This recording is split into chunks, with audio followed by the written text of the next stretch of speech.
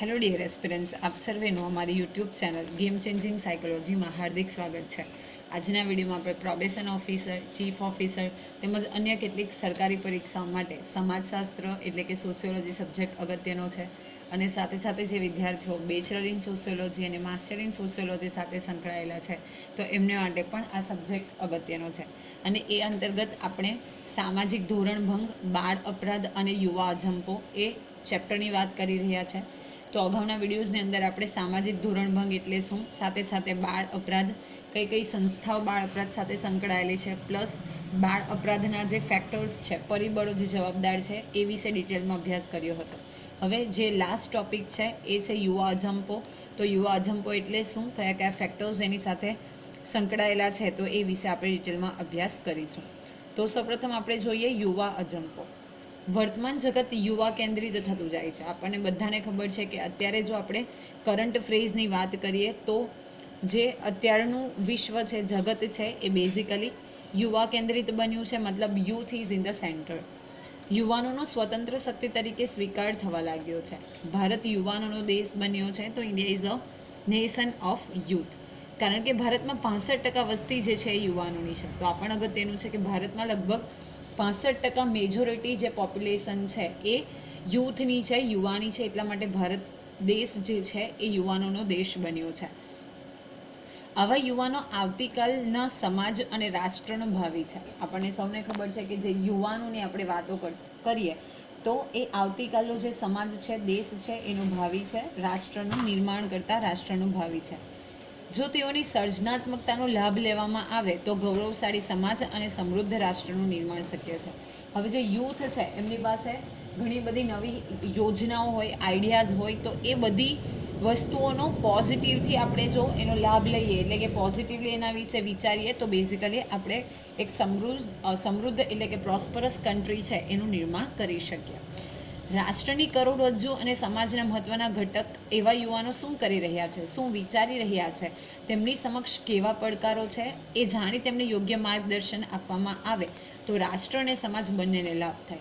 હવે રાષ્ટ્રની કરોડરજ્જુ જે છે, મેઇન જે આપણને ખબર છે કે આપણી બોડીને જો આપણે વર્ક કરાવવી હોય, ઓરેલ્સ આપણે એવું કહી શકીએ કે આપણી બોડી જે છે એના પ્રોપર સ્ટ્રક્ચર માટે કરોડરજ્જુ જે છે એ ખૂબ અગત્યની છે. હવે કરોડરજ્જુ જે છે, જે બોડીને પૂરું જે આપણે એવું કહી શકીએ કે પ્રોપર વેથી બોડી જે છે ઊભી રહી શકે છે, આપણે વર્ક કરી શકીએ છીએ, રાઈટ. તો રાષ્ટ્રની દ્રષ્ટિએ પણ એમ છે કે જો કરોડરજ્જુ અને એક મહત્વનું ઘટક ગણાય એવા યુવાનો જે છે એમને કયા કયા પડકારો જે છે એમનો સામનો કરી રહ્યા છે, ઓકે, સાથે સાથે એ શું વિચારી રહ્યા છે, શું કરી રહ્યા છે, કઈ દિશામાં જઈ રહ્યા છે, એના વિશે અભ્યાસ કરી અને એમને જો યોગ્ય માર્ગદર્શન આપવામાં આવે તો એનો લાભ સમાજને થશે, પ્લસ વ્યક્તિગત રીતે પણ એમને થશે અને સૌથી ઇમ્પોર્ટન્ટ રાષ્ટ્રને પણ એનો લાભ થશે.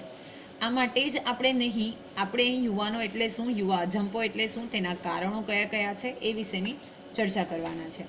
તો સૌપ્રથમ યુવાન એટલે શું, વોટ ઇઝ યુથ?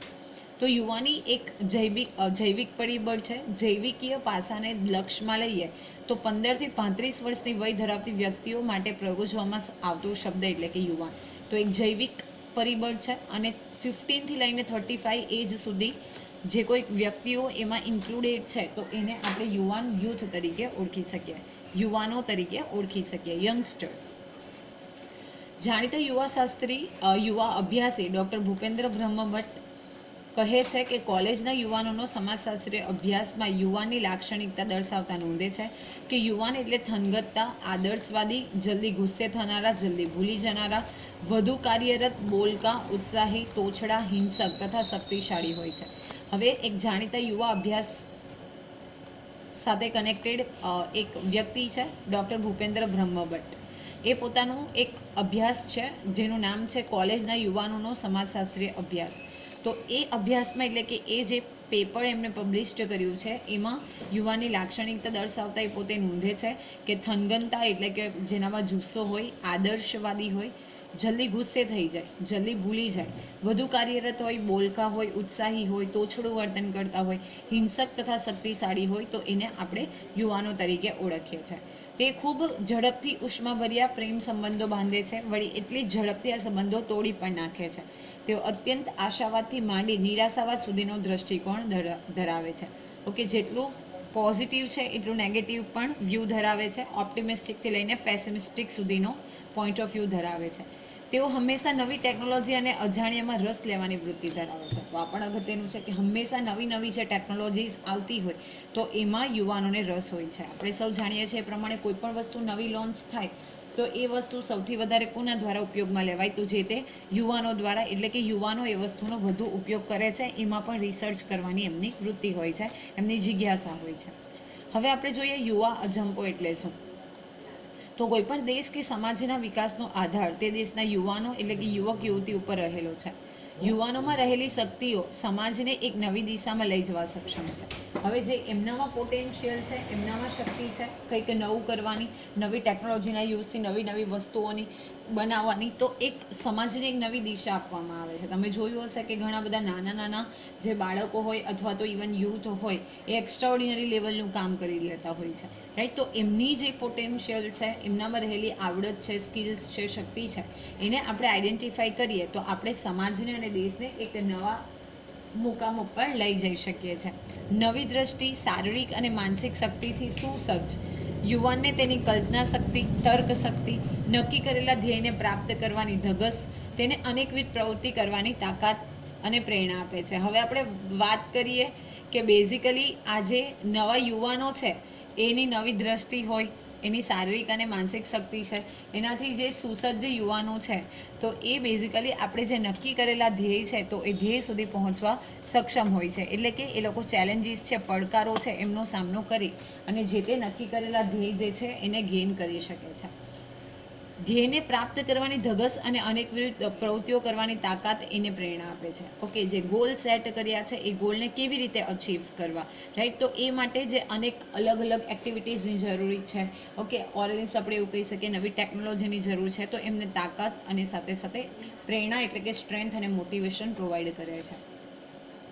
આજના યુવાનોમાં યુગ પરિવર્તન સાથે અનેક ધ્યેયો, અપેક્ષાઓ, ઈચ્છાઓ અને મહત્વાકાંક્ષાઓએ જન્મ લીધો છે. તો આ પણ અગત્યનું છે કે યુગ પરિવર્તનની સાથે અનેક નવા નવા જે ધ્યેયો છે, અપેક્ષા છે, ઈચ્છા છે, મહત્વાકાંક્ષા છે, એસ્પિરેશન્સ છે, એમણે જન્મ લીધો છે.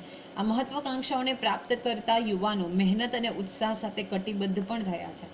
હવે સીધી વસ્તુ છે કે જ્યારે ગોલ હંમેશા હાઈ હશે તો ડેફિનેટલી જે વર્ક છે એ હાર્ડ વર્ક કરવું પડશે. તો અહીંયા પણ જે યુવાનો છે એ મહેનત અને ઉત્સાહ સાથે કટિબદ્ધ થયા છે. આજના સ્પર્ધાત્મક યુગમાં પોતાની જાતનો સુમેળ સાધી ઈચ્છા, અપેક્ષાના સંતોષ માટે સ્પર્ધા કરતા થયા છે.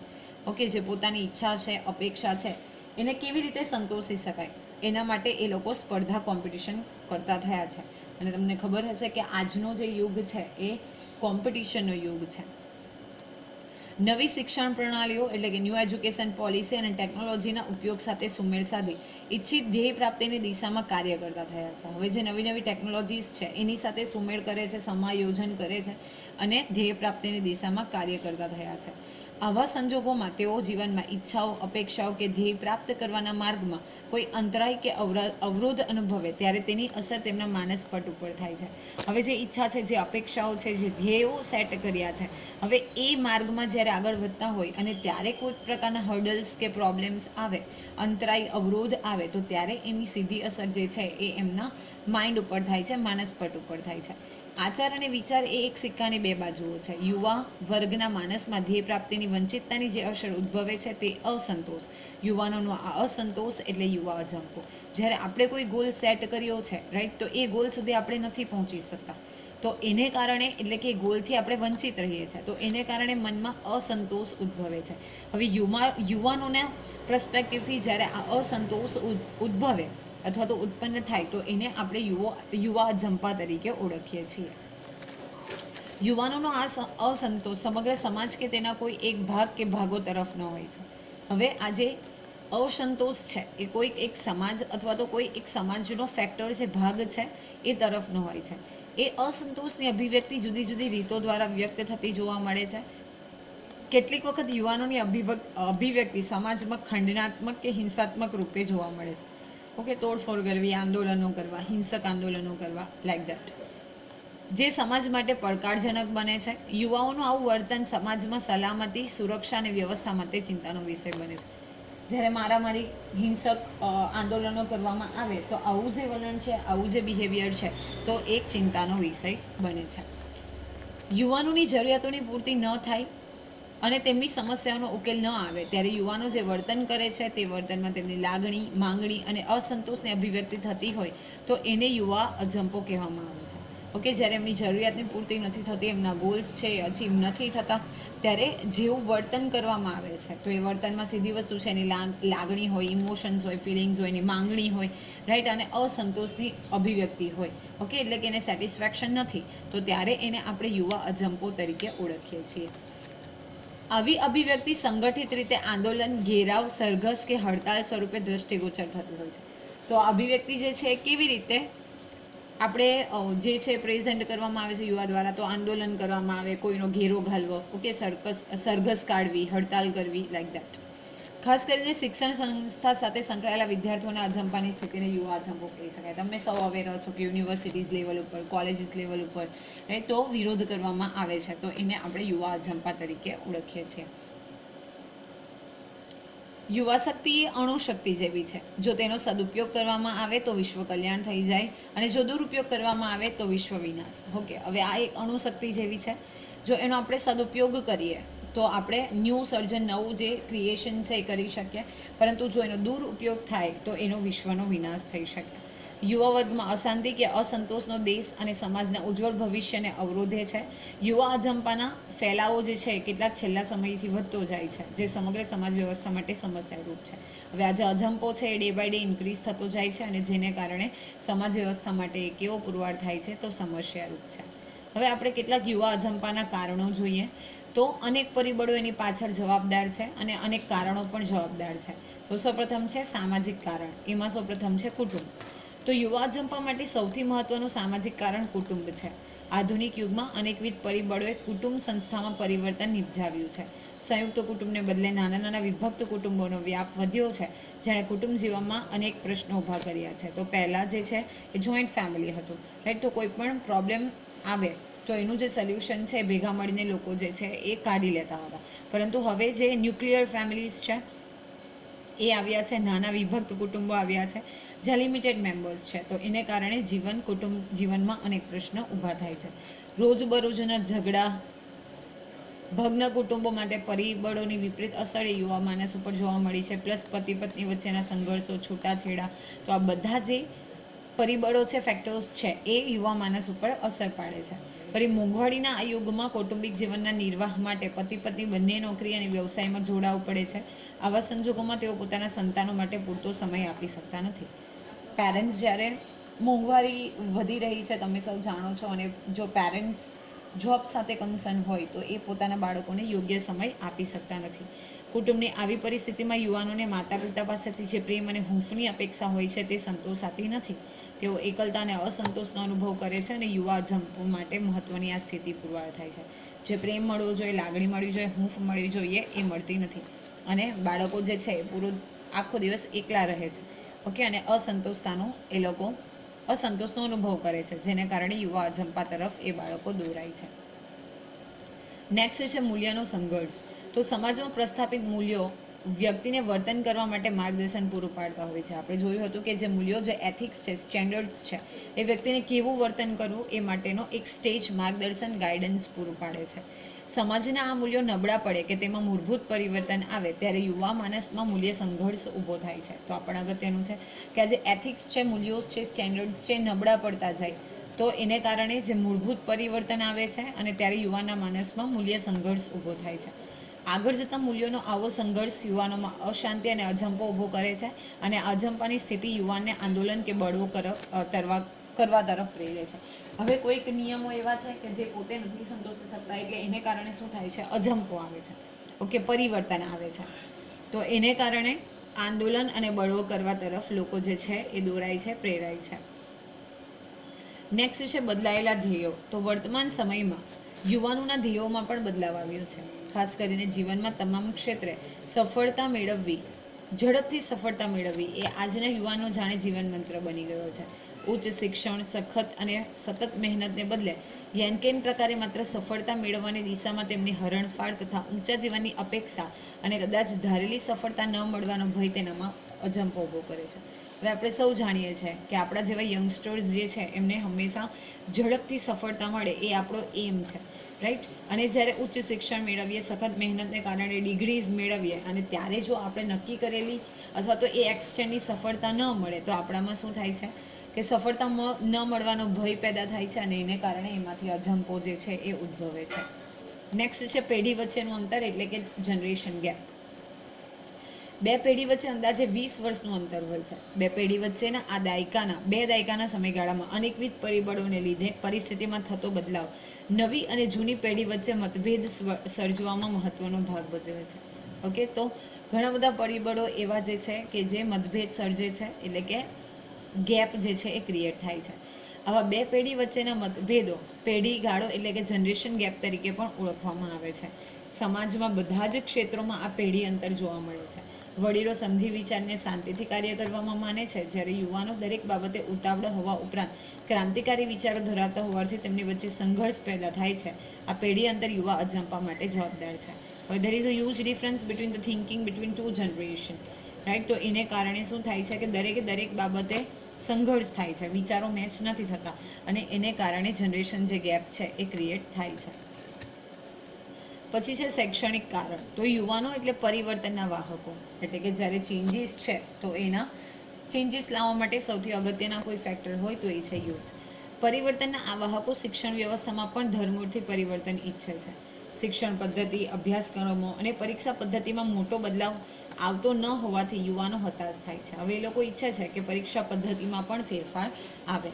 દાખલા તરીકે આજે યુવા પેઢી 3G 4Gના સેલફોન દ્વારા દુનિયામાં મુઠ્ઠીમાં કરી લેતી હોય ત્યારે ચોક, ડસ્ટર, પેન અને પેન્સિલ દ્વારા અપાતું શિક્ષણ તેમનામાં અસંતોષ ઊભો કરે છે. નોટ ઓનલી 4G પણ 5G સુધી, રાઈટ. તમને બધાને ખબર છે કે આપણે કઈ જનરેશનથી અને કેવા ફોન્સ યુઝ કરીએ છીએ. ઓકે, આપણી પાસે કેવા પ્રકારની ફેસિલિટી છે. તો ત્યારે આપણે જૂની પુરાણી જે ડસ્ટર, ચોક ડસ્ટરની મેથડ છે, ઓકે, તો એ જે મેથડ છે એને કારણે આપણામાં અસંતોષ જે છે ઊભા થાય છે. સમાજના વિકાસનો આધાર શિક્ષણ ઉપર રહેલો છે. શિક્ષણના વિકાસ સાથે શિક્ષિત યુવાનો તેમની શૈક્ષણિક કક્ષાએ રોજગારી મળી રહે તો સારા અર્થમાં વિકાસ થયો ગણાય. પરંતુ વર્તમાન સ્થિતિ જુદી છે. પ્રવર્તમાન સમયમાં શૈક્ષણિક ક્ષેત્રે માહિતીનો વિસ્ફોટ થયો છે. શિક્ષિત યુવાનોની સંખ્યામાં દિન પ્રતિદિન ઉત્તરોત્તર વધારો થાય છે, જેને કારણે રોજગારીની તકોમાં વધારો થવો જોઈએ, પરંતુ રોજગારીની પૂરતી તકોનો અભાવ શૈક્ષણિક બેકારોની સંખ્યામાં વધારો કરે છે. રોજગારી ન મેળવી શકવાની સ્થિતિ યુવાનોમાં હતાશા અને નિરાશા જન્માવે છે, જે યુવાનોમાં અજંપા માટેના ઉદ્ભવ માટે જવાબદાર છે. હવે આપણે સૌ જાણીએ છીએ એ પ્રમાણે કે ડે બાય ડે કેટલા બધા શિક્ષિત યુવાનો જે છે એ માર્કેટમાં રિલીઝ થતા હોય છે, એટલે કે માર્કેટમાં એમનો સ્ટડી કમ્પ્લીટ કરીને આવે છે.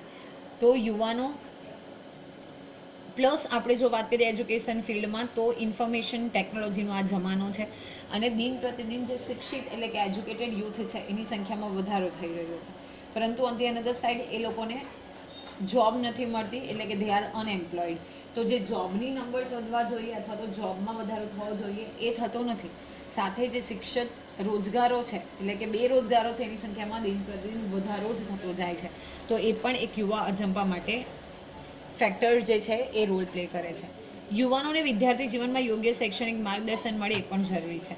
પરિવર્તન પામતી સમાજ વ્યવસ્થા અને શિક્ષણના વિવિધ અભ્યાસક્રમોમાંથી વિષય તથા પ્રવાહની પસંદગી કરવામાં યોગ્ય માર્ગદર્શનનો અભાવ યુવાનોમાં બેચેની, હતાશા અને વ્યગ્રતા ઊભી કરે છે. જો માતા પિતા યુવાનોની આ સંપૂર્ણ જરૂરિયાત પૂર્ણ કરી શકતા નથી તો ઘણા કિસ્સામાં યુવાનો ગેરવર્તન તરફ ફંટાતા જોવા મળે છે. હવે યુવાનો છે, યુથ છે, ઓકે, થનગનતું લોહી જેને આપણે કહી શકીએ, તો એ લોકો લાંબુ નથી વિચારી શકતા અને રોંગ ડિસિઝન્સ ક્યારે એમના દ્વારા લઈ લેવામાં આવે છે.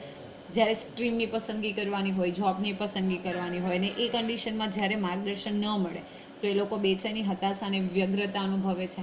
ઓકે, પ્લસ તમે જોયું હશે ઘણા બધા 10th અને 12thના જે વિદ્યાર્થીઓ છે એ યોગ્ય પરિણામ ન આવતા સુસાઇડ કરે છે. તો એ ગેરવર્તન તરફ પણ ક્યારેક દોરાતા હોય છે. જીવન વ્યવસ્થા યુવાનોના જીવનમાં બે પ્રકારના કાર્યો કરતી હોય છે. નંબર 1 જે છે એ બેઝિકલી યુવાનોને શિક્ષણ આપવું કે જેથી તે જીવન નિર્વાહ કરી શકે, અને નંબર 2 જે છે એ સામાજિકરણ કરવું. તો એક એજ્યુકેશન પ્રોવાઈડ કરવું અને બીજું જે છે એ એમનું સામાજિકીકરણ કરવું, એટલે કે સોશિયલાઇઝેશન કરવું. યુવાનો ઉચ્ચ શિક્ષણ મેળવીને વધુ સારી સ્થિતિ માટે પ્રયત્ન કરે છે, ત્યારે શિક્ષણની તુલનામાં નિમ્ન દરજ્જાની નોકરી મળે, તે નોકરીની તક ન મળે, તે તેની મહત્વાકાંક્ષા માટે આંચકારૂપ સાબિત થઈ છે. હવે this is the reality, okay, કે જે ક્વોલિફિકેશન છે એના આધારે નોકરી નથી મળતી, અથવા તો જે શિક્ષણ છે, ડિગ્રી છે, એના કરતાં નિમ્ન કક્ષાની નોકરી અને તક મળે છે, તો એ પણ બેઝિકલી આ યુવાનો માટે આંચકારૂપ સાબિત થાય છે. પરિણામે શિક્ષણ વ્યવસ્થા તરફ યુવાનોમાં અસંતોષ, આક્રોશ અને હતાશાનો ઉદ્ભવ થાય છે. વળી શિક્ષણ સંસ્થા યુવાનોમાં સામાજિક મૂલ્યો, લોકશાહીના મૂલ્યો, રાષ્ટ્રીય એકતાના મૂલ્યોનું સિંચન થાય તેવું વાતાવરણ આપી અને આદર્શ યુવાનોનું ઘડતર કરવામાં ઊણી ઉતરે છે, ત્યારે આ બંને સ્થિતિ યુવાનોમાં અજંપો ક્રિએટ કરે છે. ઓકે, તો જે સામાજિક મૂલ્યો છે, લોકશાહીના મૂલ્યો છે, રાષ્ટ્રીય એકતાના મૂલ્યો છે, એનું સિંચન થાય એવું વાતાવરણ જે છે એ ઊભું નથી કરી શકાતું, અને એ પણ યુવાનોમાં અજંપો ઊભો કરે છે. ધેન નેક્સ્ટ છે જૈવિક અને મનોવૈજ્ઞાનિક કારણ. તો બાળક જ્યારે કિશોર અવસ્થામાંથી યુવા અવસ્થામાં પ્રવેશ કરે ત્યારે તેના શરીરમાં અંતઃસ્ત્રાવો બદલાય છે, જેની સીધી અસરો તેની મનઃસ્થિતિ પર પડે છે. ઓકે, જે સ્ટ્રક્ચર છે એમાં ચેન્જ થાય છે, નવા જે અંતઃસ્ત્રાવો છે તો એમાં પરિવર્તન થાય છે, અને એને કારણે એમની જે મનઃસ્થિતિ છે તો એ પણ બદલાય છે. આ અવસ્થામાં તેઓને ઘણું બધું જાણવાની અને સમજવાની જિજ્ઞાસા હોય છે, પરંતુ કુટુંબ અને સમાજ તરફથી આ અંગે યોગ્ય સમય, યોગ્ય માર્ગદર્શન ન મળતા ઊભી થતી દ્વિધાત્મક પરિસ્થિતિમાં તેઓ અજંપો જે છે એ ઉદ્ભવે છે. તો બેઝિકલી મનઃસ્થિતિ જે છે એ ચેન્જ હોય છે, ફેક્ટર્સ જે છે ઘણા બધા ઇફેક્ટ કરે છે, અને એમને યોગ્ય માર્ગદર્શન નથી મળતું, એને કારણે દ્વિધા જેવી પરિસ્થિતિ જે છે એ ઉદ્ભવે છે અને અજંપો ઉદ્ભવે છે. આ અવસ્થામાં તેમનામાં અતિ લાગણી, જવાબદારીનો અભાવ, પૂર્ણ સમજશક્તિનો અભાવ હોય છે. આ અવસ્થામાં તેમને યોગ્ય માર્ગદર્શન ન મળે તો સમજપૂર્વક યોગ્ય માર્ગદર્શન મળે તો એ સમજપૂર્વક યોગ્ય વર્તન કરે છે, પરંતુ યોગ્ય માર્ગદર્શન ન મળે તો સમાજ માટે ખંડનાત્મક વર્તન કરતા થાય છે. હવે એ જે પરિસ્થિતિ છે, જ્યારે એ લોકોને સારું નરસાનો ખ્યાલ નથી, તો એ કન્ડિશનમાં જો એમને યોગ્ય માર્ગદર્શન મળે તો એમના માટે ધેટ ઇઝ બેનિફિશિયલ. પરંતુ જ્યારે માર્ગદર્શનની જરૂર છે અને માર્ગદર્શન નથી મળતું તો એ લોકો ખંડનાત્મક, એટલે કે આપણે એવું કહી શકીએ કે જે ઉગ્ર વર્તન છે એ કરવા તરફ પ્રેરાય છે. આ ઉંમરમાં તેમનામાં સ્વતંત્રતાની ભાવના પ્રબળ હોય છે, તેથી તેઓ સત્તાનો વિરોધ કરવાનું વલણ ધરાવે છે. જે કોઈ વસ્તુ પોઝિશન ઉપર છે, પાવર છે, તો એનો વિરોધ કરવો, ઓકે, કે આ વસ્તુ ખોટી છે, તો એવું એક પ્રકારનું વલણ હોય છે. આ યુવાન બાહ્ય જીવનમાં અનેક વ્યક્તિ કે સંસ્થા અને માધ્યમોના સંપર્કમાં આવે ત્યારે બાહ્ય પરિબળોની અસરથી તેનામાં અવનવા વિચારો ઉદ્ભવે છે. આવા વિચારોની હારમાળા તેમની વાર્તનિક અભિવ્યક્તિને અસર કરતી હોય તેવું પણ બને છે. આમ પરિપક્વતાની ઉંમરમાં અવનવા વિચારો તેમનામાં અસમંજસની સ્થિતિ ઉદ્ભવ કરે છે અને અસંતોષને જન્મ આપે છે. હવે આ પણ જરૂરી છે કે ઘણા બધા થોટ્સ આવતા હોય છે, અને અપરિપક્વતા છે એટલી મેચ્યોરિટી નથી, અને એને કારણે એમનામાં ઘણી બધી ઉથલપાથલ, અસમંજસની સ્થિતિ ઊભી કરે છે, અને અસંતોષ એમાંથી જન્મે છે. યુવાનો એવી માન્યતા ધરાવતા હોય છે કે જ્યાં સુધી તેમની માંગણી માટે પ્રબળ રજૂઆત કરવામાં ન આવે ત્યાં સુધી તેનો સ્વીકાર થશે નહીં. તો યુવાનો એવું માને છે કે જો એમની રિક્વાયરમેન્ટ્સ છે એને સ્ટ્રોંગલી જો પ્રેઝન્ટ કરવામાં ન આવે, યોગ્ય રજૂઆત કરવામાં ન આવે, ત્યાં સુધી એમનો સ્વીકાર નથી થતો. અને લોકશાહીમાં સ્વતંત્રતા અંગે, એટલે કે અહીંયા મનસ્વી વર્તન એટલે કે એમનું મન ધારેલું વર્તન, ખોટા અર્થઘટનને કારણે તેઓ અયોગ્ય વર્તન દ્વારા પોતાની લાગણીઓને વ્યક્ત કરતા જોવા મળે છે. ઓકે, ખોટું ઇન્ટરપ્રિટેશન કરે છે, અને એને કારણે શું કરે છે, પોતાની જે લાગણીઓ છે એને એ રીતે અભિવ્યક્ત કરે છે. સતત મસ્તીમાં રહેતા અને હંમેશા કોઈની રોકટોક વિના સ્વતંત્રતાની ઈચ્છા ધરાવતા યુવાનોનું માનસ જે છે એ ચંચળ છે. હંમેશા મસ્તી મજાકમાં રહેવું, કોઈની રોકટોક એમને પસંદ નથી, અને સ્વતંત્રતા હંમેશા ઈચ્છે છે, એટલે કે પોતે ઇન્ડિપેન્ડન્ટ હંમેશા રહે, કોઈ પોતાના કામમાં બોલે નહીં, ઓકે, પ્લસ કોઈ રોકટોક ન કરે, તો એવું માનસ ધરાવે છે. આવા યુવાનો કહેતા હોય છે કે અમારી ચિંતા કરી અમોને ડરપોક બનાવશો નહીં, અમે ભૂલ કરીશું પણ તેમાંથી શીખીને જવાબદાર પણ બનીશું. માટે યુવાનો સાથે વાતચીત કરી અણગમો મહેસૂસ કરી તેને ખભો આપવો પડશે. બીજા શબ્દમાં એમ કહી શકાય કે તેમના પ્રશ્નોને સમજી એમને માર્ગદર્શન આપવું પડશે. Okay, this is the real condition, કે ઘરમાંથી કોઈ પણ સલાહ સૂચન આપે એ નથી ગમતું. ઓકે, એ લોકો એટલે કે યુવાનો એવું કહેતા હોય છે કે we are mature enough to understand and take our own decisions. ભૂલ થાય, મિસ્ટેક થાય, તો we will learn from our mistakes. Okay, તો ઇન ધેટ કન્ડિશન એમની સાથે યોગ્ય ડિસ્કશન કરવામાં આવે, યોગ્ય સમય આપવામાં આવે, એનો ગમો અણગમો શું છે, એટલે કે એમને શું ગમે છે, શું નથી ગમતું, તો એ બધા પ્રશ્નો છે એને સમજી અને યોગ્ય માર્ગદર્શન આપવામાં આવે તો આપણે યુવા અજંપાની જે સ્થિતિ છે એને સંભાવ ચેન્જ કરી શકીએ. તો બેઝિકલી આજના વિડીયોમાં આપણે વાત કરી યુવા અજંપો, એના કારણો શું છે, તો એમાં આપણે સામાજિક કારણો વિશે જોયું, પ્લસ આપણે શૈક્ષણિક કારણો જોયા અને જૈવિક અને મનોવૈજ્ઞાનિક કારણો જોયા. આશા રાખું છું કે આજના વિડીયોમાં તમને સમજ પડી હશે. જો વિડીયો પસંદ પડે તો વિડીયોને લાઇક કરી અને શેર કરવાનું ભૂલશો નહીં. અને આવા જ વધુ વિડીયોની અપડેટ્સ મેળવવા માટે even you can subscribe our YouTube channel game changing psychology. Thank you for watching the video. Have a nice day.